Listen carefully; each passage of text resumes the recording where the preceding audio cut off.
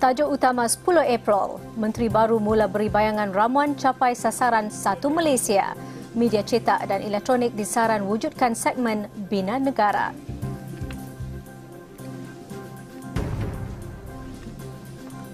Terdapat juga rasa kemarahan atau rasa tidak senang hati di kalangan mereka yang berada di saluran 3, 4, 5, saluran anak muda.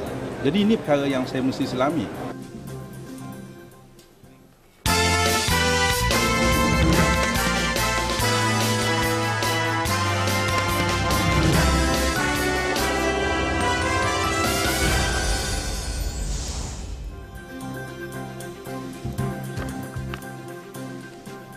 Assalamualaikum warahmatullahi wabarakatuh dan salam sejahtera.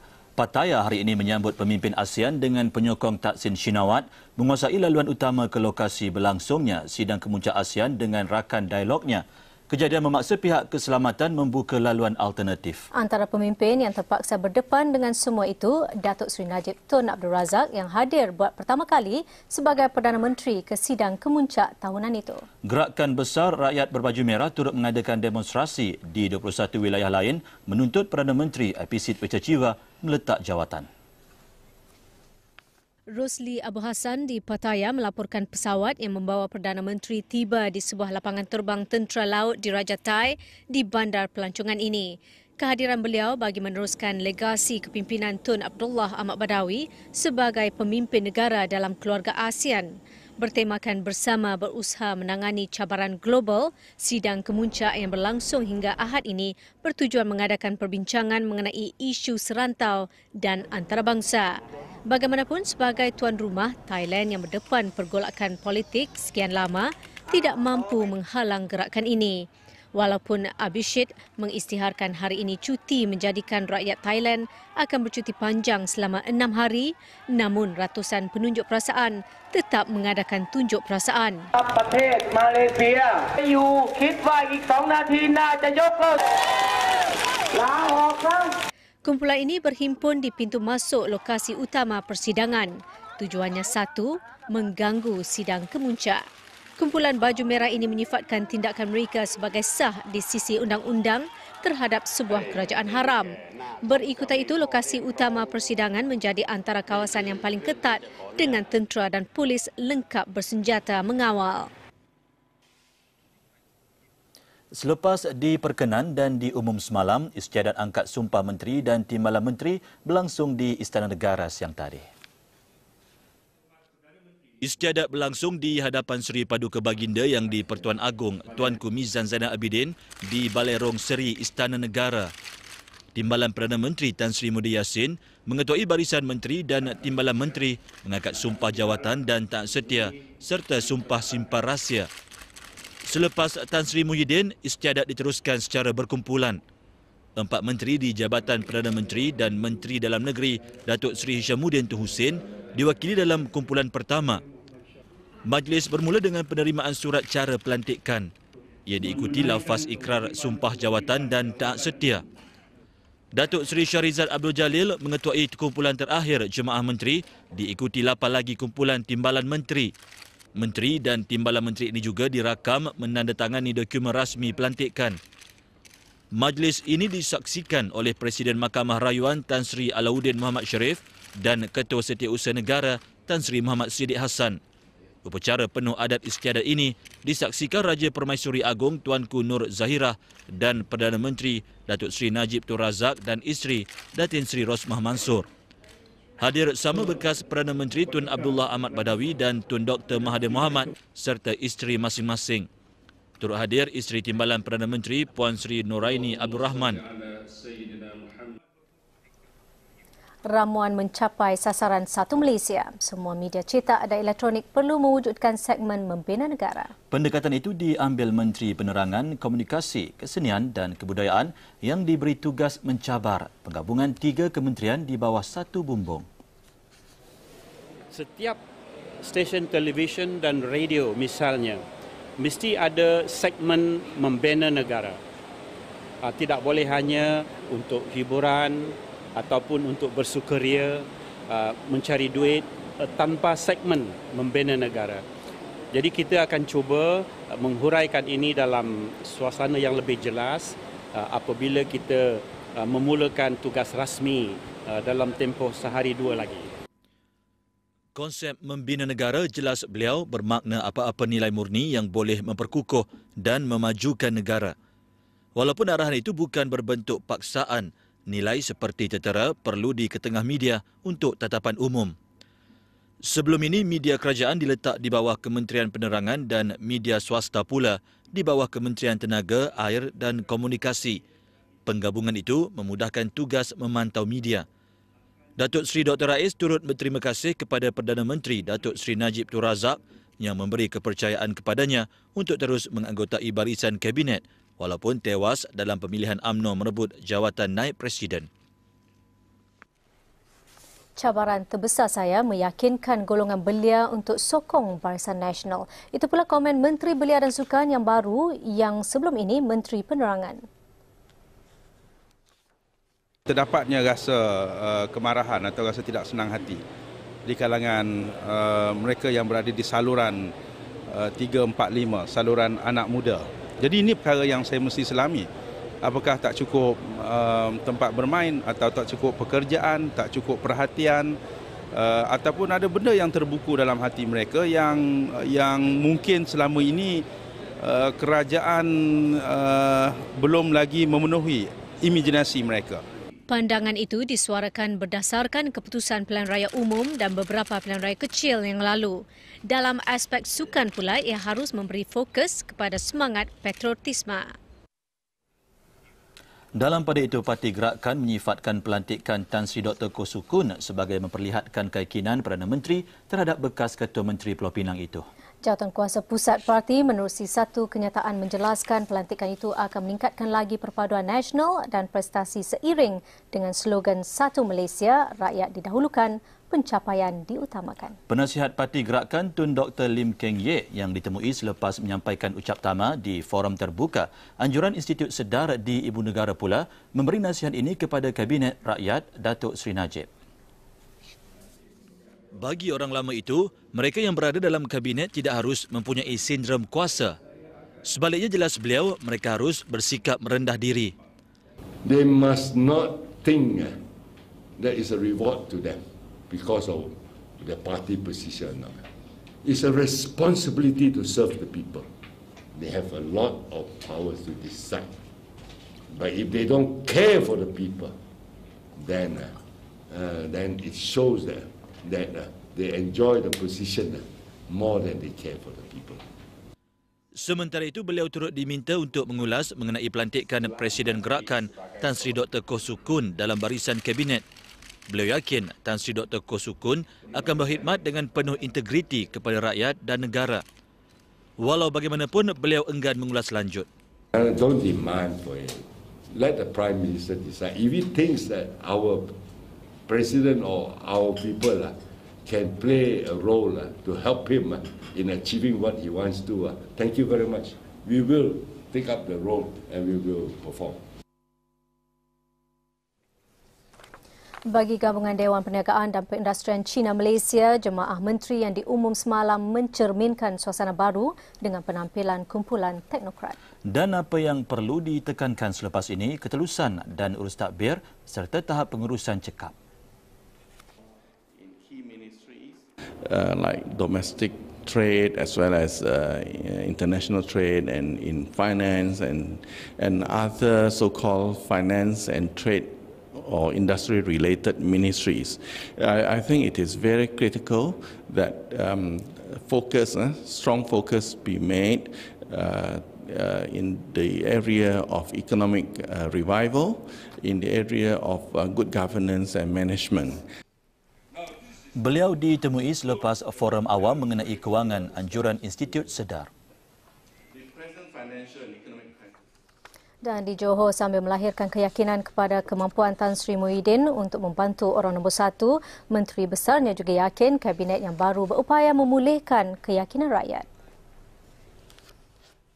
Dan menjadi satu asas penilaian rakyat dalam pilihan raya ke depan. So, Saya mempunyai keyakinan bahawa Kerajaan Barisan Nasional melalui kabinet yang ada ini akan mendapat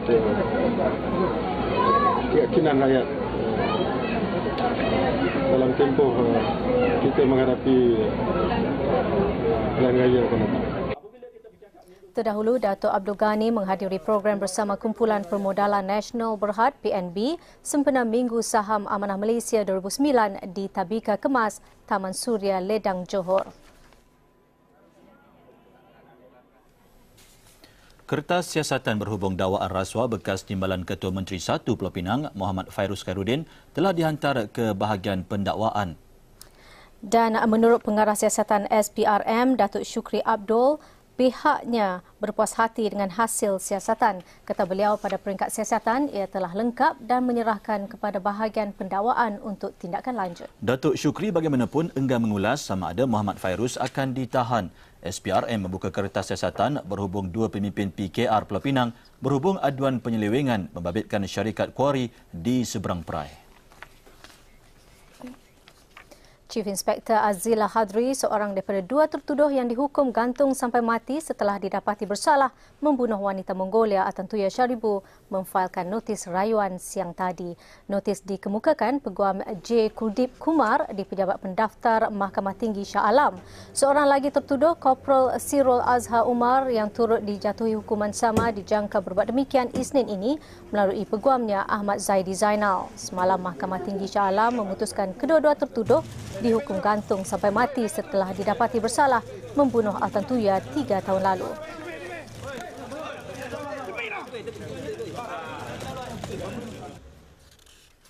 Bank Islam Malaysia Berhad mengumumkan skim penangguhan ansuran 12 bulan untuk pelanggan pinjaman perumahannya yang diberhentikan kerja dari 1 Julai 2008. Dikenali program Ihsan, ia disediakan khusus untuk membantu pelanggan bank yang terjejas akibat kelembapan ekonomi semasa. Kenyataan Bank Islam menyebut daripada segi dasar, skim itu menjadualkan semula akaun pembiayaan menerusi portfolio akaun. Ia juga melengkapkan proses penstrukturan dan penjadualan bagi akaun tidak berbayar bagi produk pembiayaannya. Untuk memohon, pelanggan perlu menyediakan surat pemberhentian kerja dan akaun pembiayaan perumahan semasa. Penangguhan pembayaran ansuran akan berkuat kuasa mulai tarikh kelulusan daripada bank.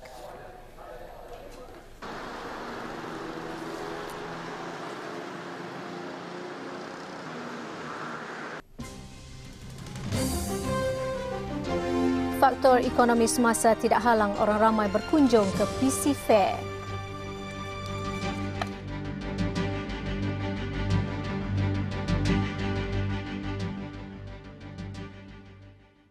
Penggunaan tayar kenderaan yang betul dan berpiawaian mampu mengurangkan kadar kemalangan jalan raya. Dan hasil kajian mendapati 15% daripada punca kemalangan disebabkan gaya pemanduan dan keadaan tayar yang tidak menepati piawaian. Ia adalah hasil kajian Institut Penyelidikan Keselamatan Jalan Raya, MIROS. Perkara itu ditekankan dalam kempen terbaru Jabatan Keselamatan Jalan Raya. Ia bagi mengurangkan kadar kemalangan jalan raya yang meningkat setiap tahun. Kempen antara lain memberi pendedahan kepada pengguna aspek pembelian dan penggunaan tayar kenderaan yang sesuai. Ketua Pengarahnya Datuk Suret Singh berkata, pembelian tayar kenderaan sering dipandang mudah sehingga pengguna lupa ia boleh mengundang bahaya. Regroove tire should be shown, snow tire should be shown. So all the three problems that we have out there, all your dealers should help us to highlight this aspect of it so that we are able to educate the public that in future then we are able to minimize the aspect.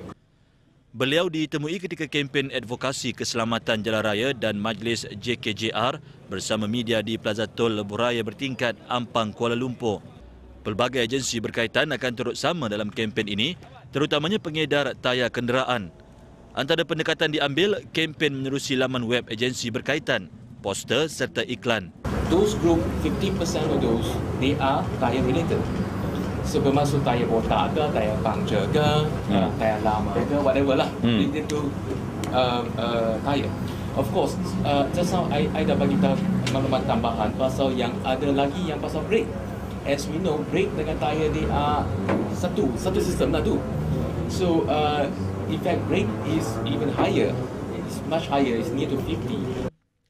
Sasaran JKJR ialah 7 juta pemandu kenderaan berdaftar di seluruh negara.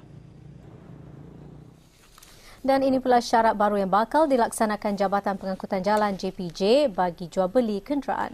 JPJ menetapkan semua kenderaan yang dijual kepada syarikat kereta terpakai akan diwajibkan ditukar milik sementara kepada syarikat berkenaan. Menurut Ketua Pengarahnya Datuk Solah Mat Hassan, inisiatif baru dikenali e-tukar milik sementara akan dilaksana menjelang hujung tahun ini. Ia bagi melindungi kepentingan pemilik yang telah menjual kenderaan mereka. Pada masa ini, menurutnya, syarikat kereta terpakai tidak menukar nama pemilik asal pada geran kenderaan yang dibeli mereka sehingga dijual kepada pembeli baru.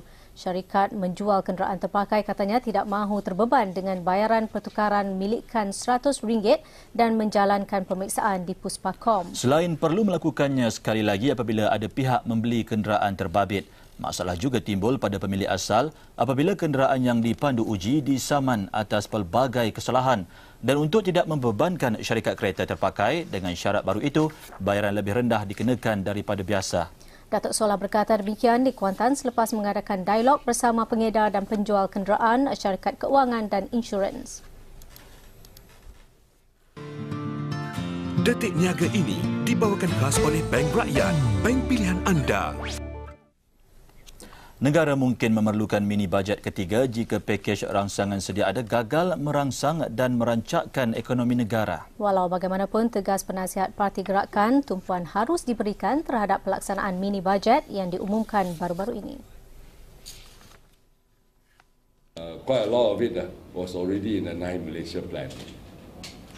So I believe if it doesn't move, if the economy is not stimulated, sometime towards after the second half of this year, we may need a third stimulus package that really will stimulate the economy. Beliau menegaskan kesemua projek harus diberikan secara telus dan perlu ditubuhkan satu jawatankuasa khas untuk memantau pelaksanaannya. Semalam, kerajaan telah mengumumkan pelancaran satu laman khas untuk membolehkan orang ramai mengikuti bagaimana peruntukan pakej rangsangan 1 dan 2 disalurkan. Gabungan Dewan Perniagaan dan Perindustrian Cina Malaysia dalam pada itu menggesahkan penerokaan sektor baru khususnya di sektor perkhidmatan sebagai jalan keluar. Turut disaran kerjasama lebih erat antara sektor awam dan swasta. As far as the economic situation now, a lot of efforts have got to be put in to revive the economic activity domestically, as well as try to increase our exports, which have been declining.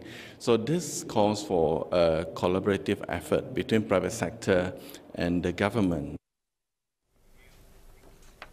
Indeks Komposit Kuala Lumpur KLCI mencecah paras tertingginya hari ini. Indeks Komposit Kuala Lumpur ditutup 23.49 mata lebih tinggi kepada 941.38 petang tadi. Pengarah Bersekutu OSK Research Senyum Berhad, Chris Eng berkata, meskipun pengumuman Kabinet baru membantu merangsangkan pasaran saham tempatan, namun faktor luaran tetap menjadi pengaruh utama.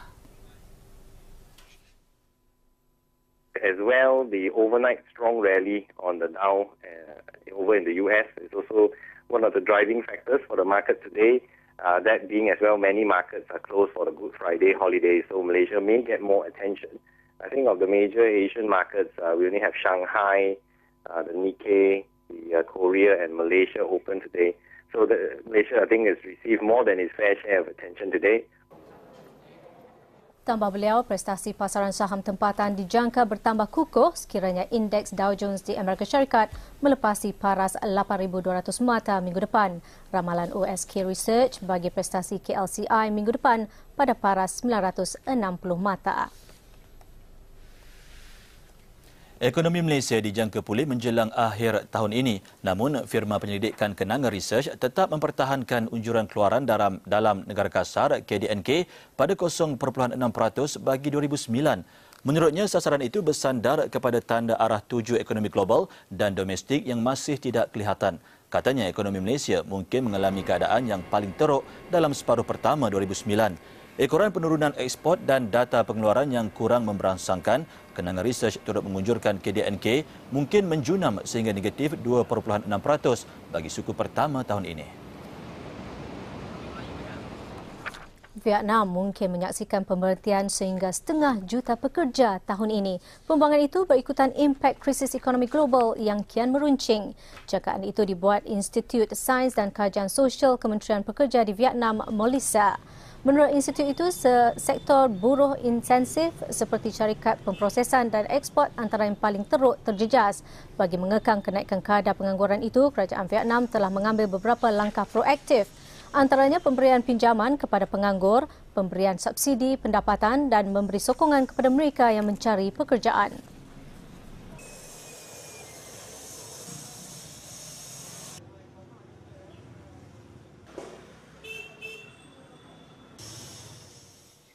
Seperti mata fair, keadaan semasa ekonomi nyata tidak menjadi penghalang kepada orang ramai untuk mengunjungi satu lagi kempen jualan besar-besaran. Kali ini PC Fair yang diadakan juga di Ibu Negara.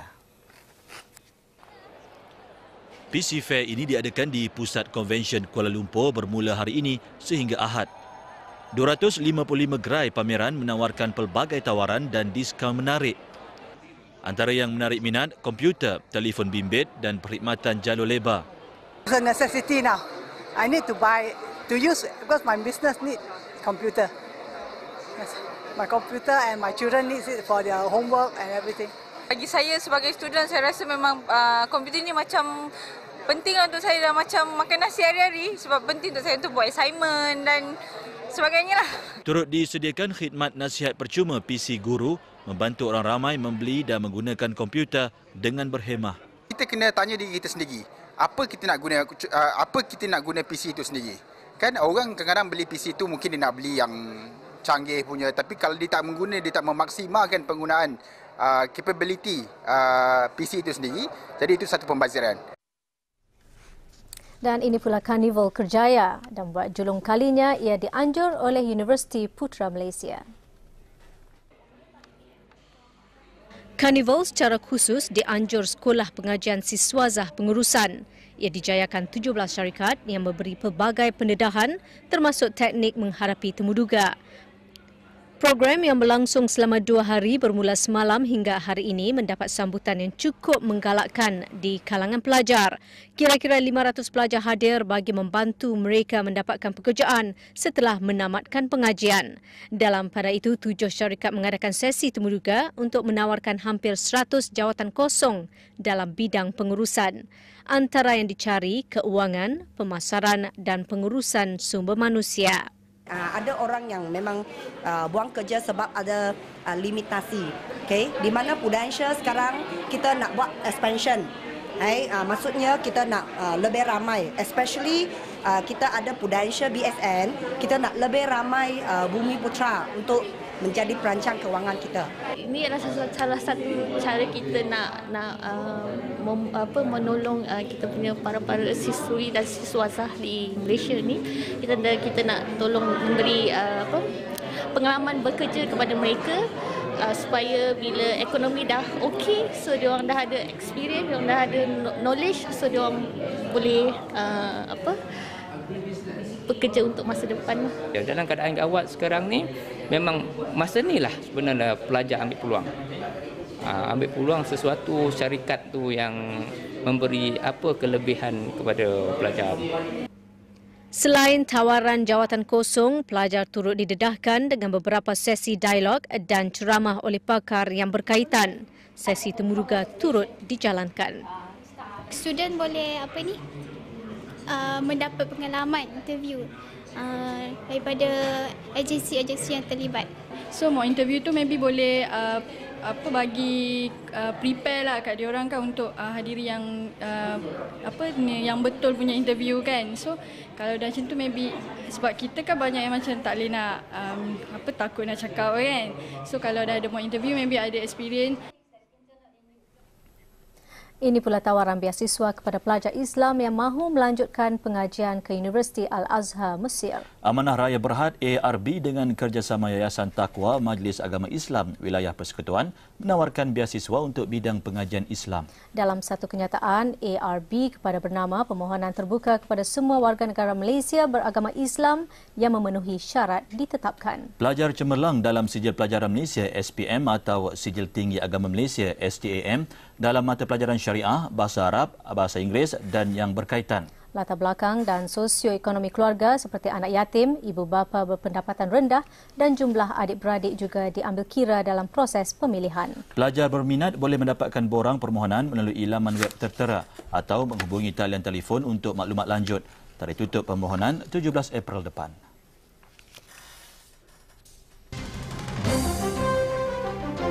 Dakapan terakhir ayah sebelum berlepas ke Tanah Suci cukup berbeza.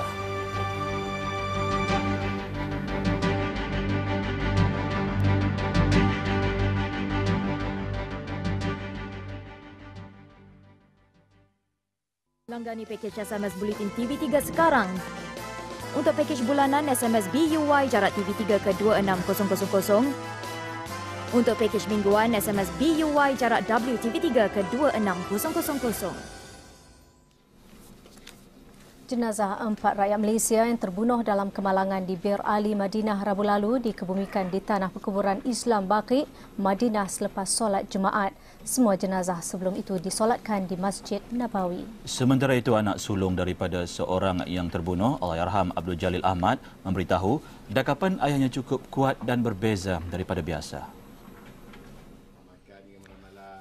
Nur Azli Syam, 34 tahun, kaki tangan Division Berita dan Hal Ehwal Semasa TV3 ini dimaklumkan kematian bapanya Abdul Jalil Ahmad oleh tabung haji jam 8.30 pagi waktu tempatan. Mengenai perubahan diri bapanya, beliau berkata Allahyarham tidak banyak bercakap sejak akhir-akhir ini dan pelukan bapanya agak kuat sebelum berlepas ke Tanah Suci.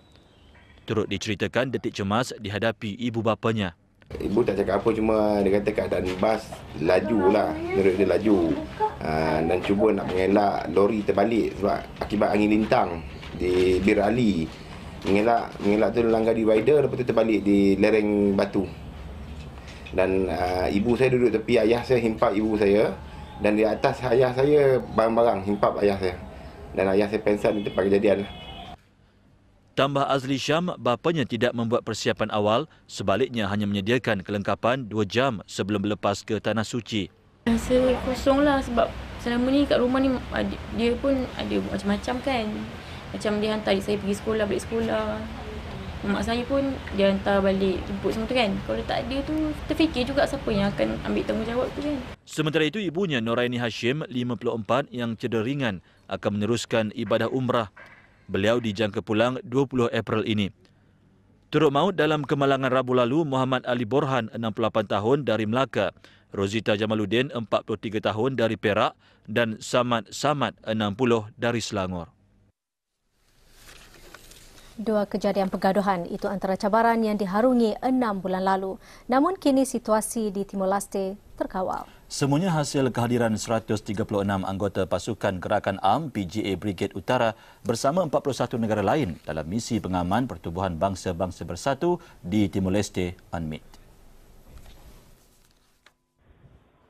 Siang tadi berlangsung majlis sambutan kepulangan anggota UNMIT di kamp PGA Ulu Kinta. Selama berada di sana, hanya 2 kejadian pergaduhan ditempuh. Pertama, membabitkan 2 kumpulan 200 orang. Satu lagi, kejadian membabitkan 100 penduduk tempatan. Keadaan kira sekarang ni dah aman. Jadi pergaduhan kecil-kecil memang ada juga berlaku. Jadi semua tu dapat dapat dikawal dengan yang sebaiknya lah. Dia orang pun dah buka minda, dah tahu apa keburukan bila bergaduh macam mana. Kami kalau jumpa pun kami terangkan, kalau bergaduh sesama sendiri tak ada apa artinya kan. Jadi kami datang bantu untuk menambahkan, untuk menyatukan balik. Siasatan menyeluruh, itu janji polis Kelantan berhubung dakwaan pelajar yang buta mata kanannya akibat terkena objek daripada gas pemedih mata ketika rusuhan menyokong bola sepak Kelantan malam Selasa lalu. Ketua Polis Kelantan, Datuk Abdul Rahim Hanafi berkata, laporan kejadian yang menimpa Muhammad Huzaifah Muhammad Nur, 18 tahun telah diterima. Polis juga telah mengambil kenyataan mangsa yang kini dirawat di Hospital Raja Perempuan Zainab II. Apapun katanya, polis perlu kenal pasti sama ada objek yang mencederakan mata pelajar terbabit adalah gas pemedih mata yang dilepaskan anggota polis atau benda lain termasuk mercun yang dilontar perusuh ketika kejadian Muhammad Huzaifah sedang mengemas barangan jualan di gerai sepupunya.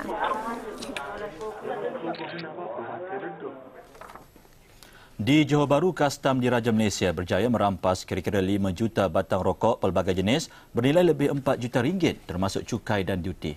Ia hasil 3 serbuan perasingan di sekitar bandaraya itu. Serbuan dilakukan dalam tempoh 24 jam turut menahan 4 individu termasuk 2 ejen pengantaran yang dipercayai cuba menipu anggota kastam dengan mengikrar rokok sebagai barang lain. Tindakan itu bagi mengelak daripada membayar cukai. Serbuan pertama dilakukan di sebuah kediaman di Stulang Darat jam 12.30 malam semalam. 63 kartun rokok dirampas. Turut dirampas kartun rokok yang disorok dalam kenderaan pacuan 4 roda. Kastam kemudian menahan sebuah trailer di pintu keluar import, diperiksa dan didapati muatannya berisi 2.5 juta batang rokok. Pemeriksaan mendapati barang dalam trailer diisytiharat sebagai peralatan komputer dan serbuan 3 jam kemudian membawa kepada penahanan sebuah lagi trailer di lokasi sama dengan muatan lebih 3 juta batang rokok. Muatan diisytihar barang untuk kenderaan. Seketika nanti, kebakaran hutan di Amerika Syarikat berpuluh ribu penduduk diarah berpindah.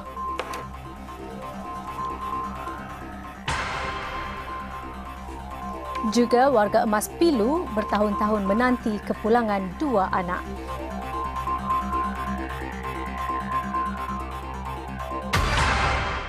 Tiga parti kuat masih kekal mendahului dalam keputusan sementara pilihan raya umum Indonesia. Begitupun ramai parti pimpinan Presiden Susilo Bambang Yudhoyono dilihat berpotensi membentuk kerajaan campuran. Dan tengah hari tadi, Suruhanjaya Pilihan Raya Umum melancarkan pusat penghitungan rasmi dan memulakan kerja-kerja menghimpun data dari seluruh wilayah di Republik itu. Butirannya bersama wakil kami di Jakarta, Didik Budiarto. Hingga petang ini, putusan sementara di pusat pengiraan rasmi yang dianjurkan oleh Suruhanjaya Pilihan Raya Umum Indonesia, yang di sini lebih dikenali sebagai Komisi Pemilihan Umum, Parti Demokrat pimpinan Presiden Susilo Bambang Yudhoyono masih mendahului 37 parti lainnya dengan 21% undi. PDI Perjuangan berada pada tangga kedua dengan 14,8% dan Parti Golkar pimpinan Naib Presiden Yusuf Kala di tangga ketiga memperoleh 13,9% sokongan. Bagaimanapun belum semua data dari seluruh wilayah Indonesia selesai dihimpun. Malah beberapa daerah tengah menganjurkan pilihan raya umum susulan dan setengahnya lagi baru akan menggelar pemilu susulan tarikh 14 April ini. Sementara itu, Ketua Suruhanjaya Pilihan Raya Umum Indonesia, Hafiz Ansyari, dalam temu bual bersama TV3, menyatakan bahwa beliau akan memperbaiki senarai rakyat yang dibenarkan mengundi dalam pilihan raya Presiden Julai di hadapan. Ini dilakukan karena ramai rakyat yang protes karena tak boleh membuang undi pada pilihan raya umum kemarin. Didik Budiarto, TV3, Jakarta. Kemelut politik Fiji terus meruncing. Presiden Ratu Josefa Olelo bertindak memecat Hakim Mahkamah Rayuan dan mengumumkan mengambil alih pemerintahan Fiji. Mahkamah Rayuan semalam memutuskan kerajaan junta yang diketuai Komodo Frank Bainimarama sebagai tidak sah. Ia turut memutuskan Presiden perlu melantik pemimpin sementara dengan segera bagi mengembalikan demokrasi. Keputusan mahkamah itu diterima baik oleh bekas Perdana Menteri Laisenia Kharase yang diguling oleh Bainimarama pada 2006. Presiden Iloilo juga bertindak membatalkan Perlembagaan 1997 dan memecat semua hakim. Iloilo berkata beliau akan melantik Perdana Menteri sementara selama 5 tahun untuk memberi tempoh perubahan yang diperlukan sebelum pilihan raya diadakan. Namun pemerhati berpendapat langkah yang dibuat Iloilo dilihat sebagai persediaan untuk melantik semula Bainimarama sebagai Perdana Menteri. Fiji akan mengadakan pilihan raya pada 2014, jauh lebih lama dibandingkan dengan apa yang termaktub di dalam perlembagaan yang dibatalkan. Di Amerika Syarikat, beratus-ratus buah rumah musnah sementara beberapa laluan di lebuh raya utama terpaksa ditutup apabila kebakaran hutan merebak pantas di Oklahoma dan Texas. Angin kuat menyebabkan usaha memadam bertambah sukar. Khidmat helikopter dan pesawat terpaksa ditangguhkan. Setakat ini, Jabatan Kesihatan Oklahoma merekodkan 34 mangsa cedera. Polis Oklahoma menganggarkan 100 kediaman atau struktur binaan lain musnah atau rosak di timur laut daerah berkenaan, termasuk Midwest City. 2 pekan kecil di Texas juga terjejas akibat kebakaran. Penolong pengarah pengurusan kecemasan Oklahoma, Chester Agan, menjangkakan kesan kemusnahan harta banda akan berlipat ganda. 54,000 penghuni sudah diarah berpindah ke pusat komuniti Midwest City. Turut dilaporkan kebakaran menyebabkan kemalangan kereta apabila seorang pemandu gagal mengawal kenderaan dan terbabas akibat asap tebal. Sekitar 100,000 penduduk Korea Utara berkumpul di Pyongyang bagi menunjukkan sokongan kepada kerajaan. Dataran Kim Il-sung sesak berikutan perhimpunan meraihkan pemilihan semula bagi Kim Jong-il sebagai pemimpin negara itu. Semalam, satu sesi baru perhimpunan wakil tertinggi negara itu telah memilih Kim sebagai pengerusi Suruhanjaya Pertahanan Kebangsaan. Kim turut memegang 2 kerusi lain, iaitu Setiausaha Agung Parti Pekerja dan Komander Tertinggi Tentera. Dalam pada itu, Kim turut mencadangkan abang iparnya, Jang Song-taek, untuk menganggotai Suruhanjaya sama.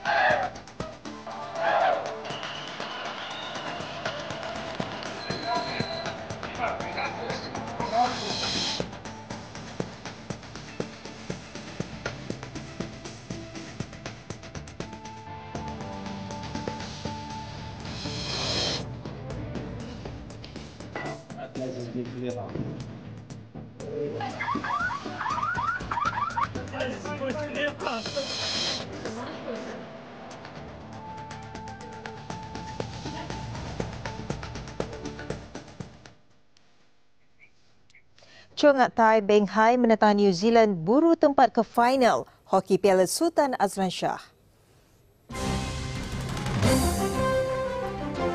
Dan susulan hukuman FAM, Kelantan bayangkan hasrat tarik diri daripada Liga Malaysia. Nantikan suka.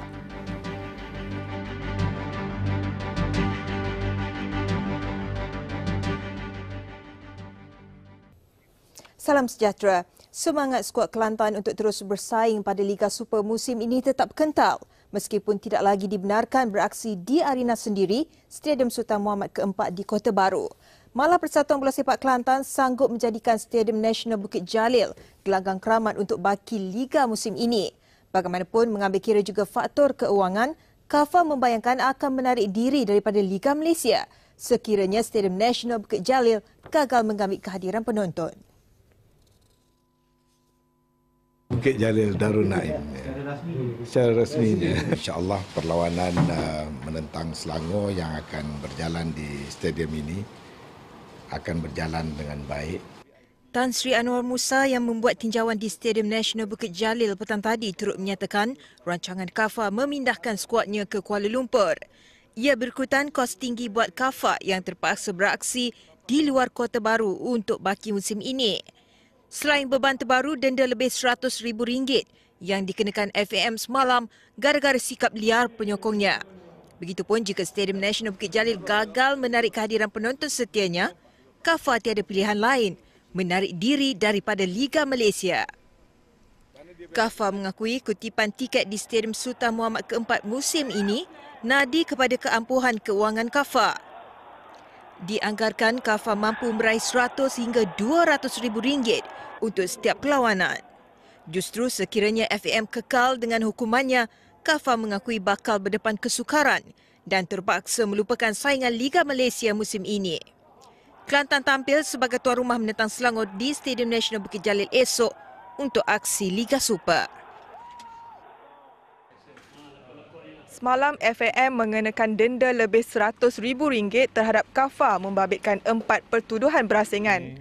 Keputusan dicapai pada mesyuarat khas Jawatankuasa Disiplin FAM yang dipengerusikan Kamarudin Abdullah. 3 pertuduhan membabitkan perlawanan Liga Super 31 Mac lalu atas kesalahan penonton membaling objek dan botol ke arah pemain Negeri Sembilan dan pengadil. KAFA didenda RM40,000 selain harus membayar kerosakan pada bas yang dinaiki pemain Negeri Sembilan berjumlah hampir RM20,000.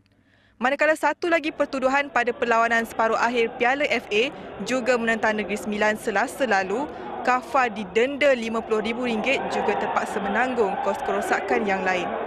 Namun menurut Datuk Azudin, KAFA masih dibenarkan membuat rayuan dalam tempoh 2 minggu bermula semalam. Beliau juga turut mengesahkan penjaga gol Kelantan Halim Napi akan dipanggil jawatankuasa disiplin dalam jangka masa terdekat. Halim didakwa atas kesalahan menumbuk dan memijak pemain Negeri Sembilan Aidil Zafwan Abdul Razak, kelakuan yang dilihat mencetus rusuhan penonton tuan rumah. Perlawanan terakhir peringkat kumpulan esok bakal menentukan pasukan yang akan beraksi di pentas final Ahad ini. Malaysia, India dan New Zealand, 3 pasukan yang berpeluang cerah untuk mara ke perlawanan akhir. Sementara Pakistan menghidupkan peluang tipis untuk ke final, itu pun jika menang ke atas India esok.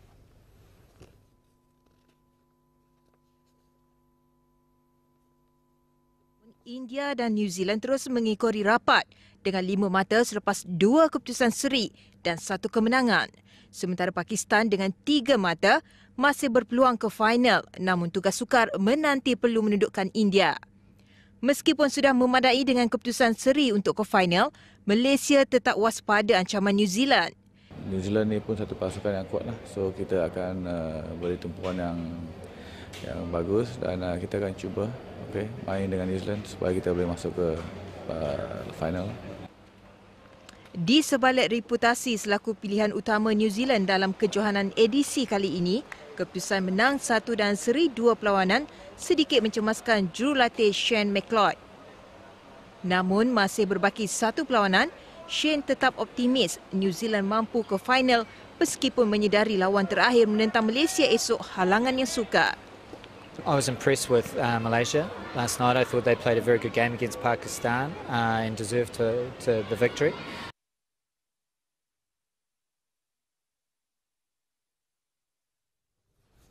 Sembilan hari menjelang jelajah Malaysia 2009, persiapan terakhir kini sudah mencapai lebih 90%.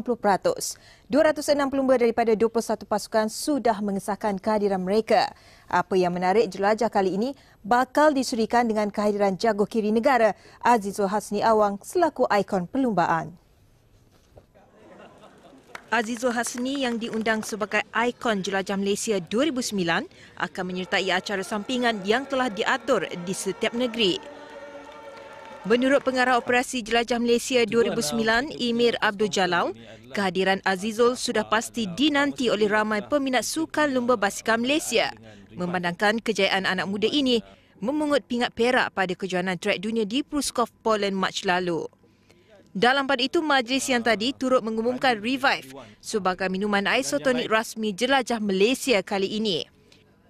Sekaligus penajaan kali kedua Revive bermula pada edisi ke-5 tahun lalu. Sudah selesai atau masih ada sesuatu yang terus disembunyikan?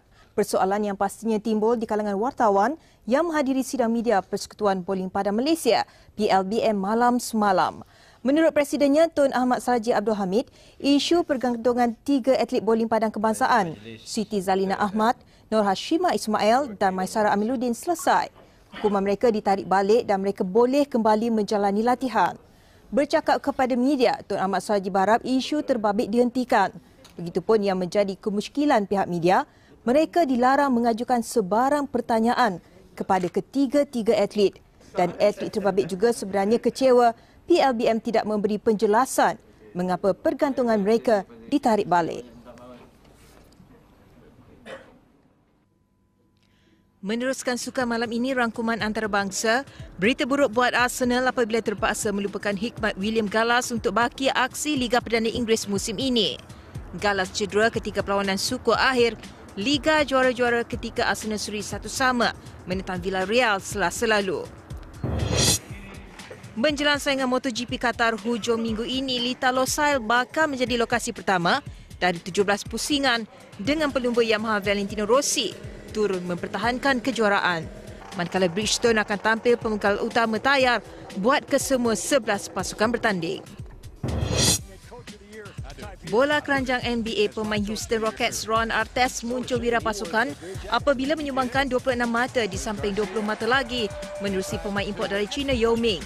Sekaligus membolehkan Houston Rockets menang 115 berbalas 98 mengedepikan Sacramento Kings. Akhir sekali Liga Hoki Ais NHL, meskipun ketinggalan 2-1, Florida Panthers kembali bangkit menang tipis ke atas Atlanta Thrashers 3-2. Namun harapan beraksi di pusingan playoff musnah apabila New York Rangers berjaya menewaskan Philadelphia Flyers 2-1.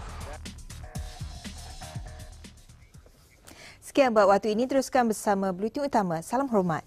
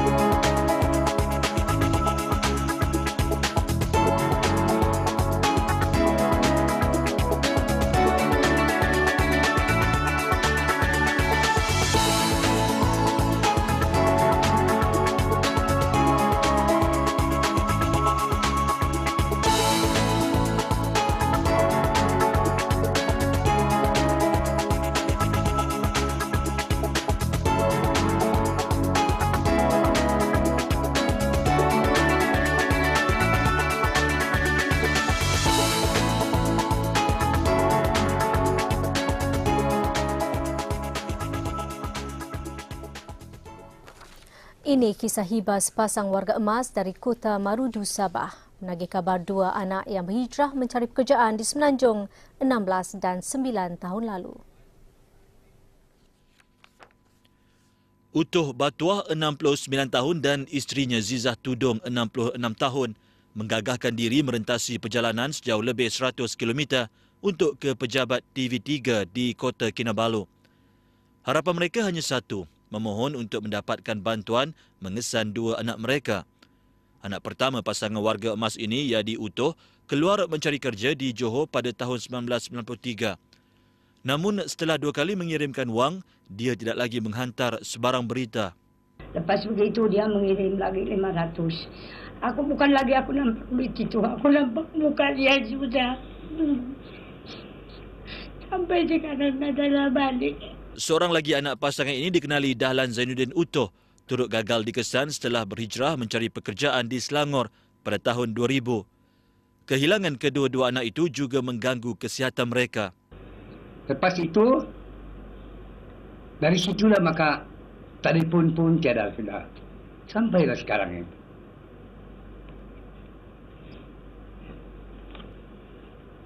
Asal. Okey. Aku tidak tahu cakap apa. Itu sudah. Mereka yang mempunyai maklumat boleh menghubungi talian tertera Ramli Utuh di nombor 012 8020 143.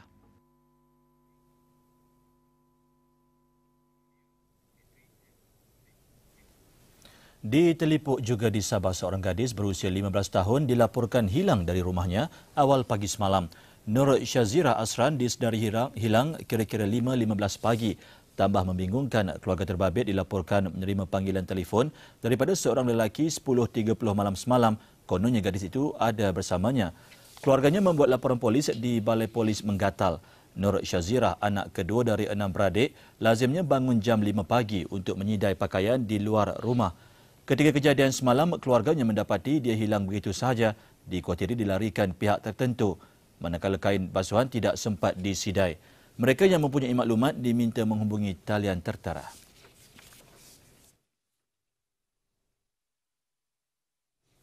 Dan lagi kemalangan jalan raya membabitkan rakyat Malaysia di luar negara. 9 pelancong rakyat Malaysia cedera apabila kenderaan dinaiki terbabit dalam kemalangan di New Delhi, India. Kemalangan berlaku kira-kira jam 2 pagi tadi, itu turut mengakibatkan 3 rakyat India mati. Bernama melaporkan van mini yang dinaiki dalam perjalanan ke Bandaraya Haridwar dilanggar sebuah truk yang dipandu laju menyebabkan kenderaan mereka terbalik. Kemalangan berlaku di lebuh raya Mansupur di daerah Muzaffar Nagar di utara Uttar Pradesh, kira-kira 200 km dari Delhi. Semua yang cedera kini dirawat di Pusat Trauma Institut Sains Perubatan All India. Visual Majlis Angkat Sumpah Jawatan dan Tak Setia serta Sumpah Simpah Rahsia Kabinet Baru pimpinan Datuk Seri Muhammad Najib Tun Razak siang tadi mengakhiri buletin utama. Salam hormat dan selamat malam. Saya Presiden Dr. Muhammad Yassin setelah dilantik memegang jawatan seorang anggota Jemaah Menteri dengan sesungguhnya bersumpah bahawa saya akan dengan jujur menunaikan kewajipan-kewajipan jawatan itu dengan segala daya upaya saya. Setelah dilantik memegang jawatan seorang anggota Jemaah Menteri. Setelah dilantik memegang jawatan seorang anggota Jemaah Menteri. Dengan sesungguhnya bersumpah. Dengan sesungguhnya bersumpah. Bahwa saya akan dengan jujur menunaikan kewajipan-kewajipan jawatan itu. Menunaikan kewajipan-kewajipan jawatan itu. Anggota Jemaah Menteri. Dengan sesungguhnya bersumpah. Dengan sesungguhnya bersumpah. Bahawa saya akan dengan jujur. Dengan sesungguhnya bersumpah. Dengan sesungguhnya bersumpah. Bahawa saya akan dengan jujur. Menunaikan kewajipan-kewajipan jawatan itu. Menunaikan kewajipan-kewajipan jawatan itu. Dengan sesungguhnya bersumpah bahawa saya akan dengan jujur. Menunaikan kewajipan-kewajipan jawatan itu. Menunaikan kewajipan-kewajipan jawatan itu. Dengan segala daya upaya saya. Dengan segala daya upaya saya. Bahawa saya tidak akan memberitahu. Atau menzahirkan kepada mana-mana orang. Sama ada secara